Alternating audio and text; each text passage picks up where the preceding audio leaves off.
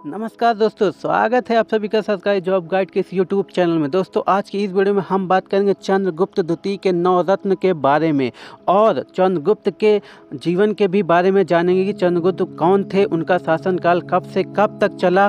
तो ये वीडियो आपके लिए बहुत इंपॉर्टेंट होने वाली है, जो कि हर एक कॉम्पिटिटिव एग्जाम में यहाँ से आपको एक प्रश्न मिलते ही मिलते हैं। तो अगर जो लोग चैनल पर नए हो तो चैनल को सब्सक्राइब कर लीजिए, बेल आइकन पर क्लिक कर लीजिए, ताकि हर एक वीडियो का नोटिफिकेशन आप तक पहुंच सके। और हमारी वीडियो में वही कंटेंट होते हैं जो कि एग्ज़ाम में पूछे जाते हैं। तो आइए चलते हैं, सबसे पहले हम जानते हैं चंद्रगुप्त द्वितीय के जीवन के बारे में, उसके बाद हम उनके नवरत्न के बारे में चर्चा करेंगे।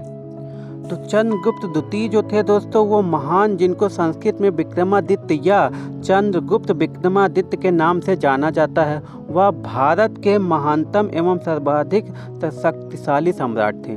उनका राज्य 375, ये याद कर लीजिएगा, 375 से 414 ईस्वी, बहुत इंपॉर्टेंट है, 375 से 414 ईस्वी तक चला, जिसमें गुप्त वंश ने, राजवंश ने अपना शिखर प्राप्त किया। गुप्त साम्राज्य का वह समय भारत का स्वर्णिम युग कहा जाता है, ये भी याद कर लीजिएगा, बहुत इंपॉर्टेंट है, ये भी पूछ लेता है। नेक्स्ट पे बात करते हैं तो चंद्रगुप्त जो द्वितीय थे, चंद्रगुप्त द्वितीय महान अपने पूर्व राजा समुद्रगुप्त महान के पुत्र थे। उन्होंने आक्रामक विस्तार की नीति एवं लाभदायक परिग्रहण नीति का अनुसरण करते सफलता प्राप्त की थी। और बात करते हैं इनके बारे में तो चंद्रगुप्त विक्रमादित्य ने गुप्त संवत का प्रारंभ किया था, ये भी याद कर लीजिएगा, ये भी पूछा जाता है। तो नेक्स्ट की बात करते हैं, सांची अभिलेख में उसे देवराज और प्रवरसेन कहा जाता था, ये भी इम्पोर्टेंट है, ये लाइन भी आप याद कर लीजिएगा। नेक्स्ट की बात करते हैं, विक्रमादित्य ने अपनी दूसरी राजधानी उज्जैनी को बनाया। चंद्रगुप्त ने विद्वानों को संरक्षण दिया। उनके दरबार में 9 रत्न निवास करते थे, जिनमें कालिदास, बारामिहिर, धन्वंतरी प्रमुख थे। ये 3 उनके 9 रत्न थे, लेकिन ये 3 बहुत पूछे जाते हैं एग्जाम में और बहुत प्रमुख भी थे, तो इसको अच्छे से याद कर लीजिएगा। उसने शक्तिशाली राजवंशों से वैवाहिक संबंध स्थापित किए। चंद्रगुप्त विक्रमादित्य के समय ही चीनी बौद्ध यात्री फाहान, ये भी पूछा जाता है बहुत एग्जाम में, फाहान भारत आया था, कि भारत किसके शासनकाल में फाहान भारत आया था, तो चंद्रगुप्त विक्रमादित्य के शासनकाल में फाहान भारत आया था। उनके शासनकाल में कला, साहित्य, स्थापत्य का अभूतपूर्ण विकास हुआ था। बहुत इंपॉर्टेंट है ये भी कि किसके शासनकाल में कला साहित्य का विकास हुआ था, तो चंद्रगुप्त द्वितीय के या चंद्रगुप्त विक्रमादित्य के। इसलिए चंद्रगुप्त विक्रमादित्य के शासनकाल को गुप्त साम्राज्य का स्वर्ण युग कहा जाता है।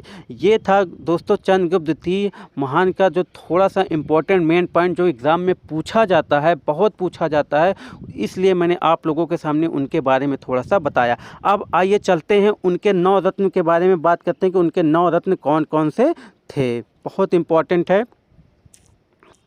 तो यहाँ पे देखते हैं उनके 9 रत्न के बारे में। तो महाकवि के रूप में यहाँ पे कालिदास थे। आप लोग देख रहे होंगे कि जो कवि हैं उनके रूप में कौन थे, कालिदास थे। और जो चिकित्सक के रूप में उनके दरबार में थे वो धन्वंतरी थे।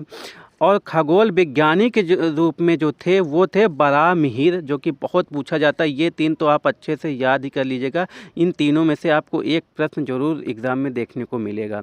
नेक्स्ट कोषगार कौन थे, तो अमर सिंह थे, याद कर लीजिएगा इसको भी। वस्तुकार कौन थे, शंकु थे। ज्योतिषी कौन थे, छम्रक थे। और वैयाकरणज्ञ कौन थे, वररुचि थे। और जादूगर के रूप में बेताल भट्ट जी थे।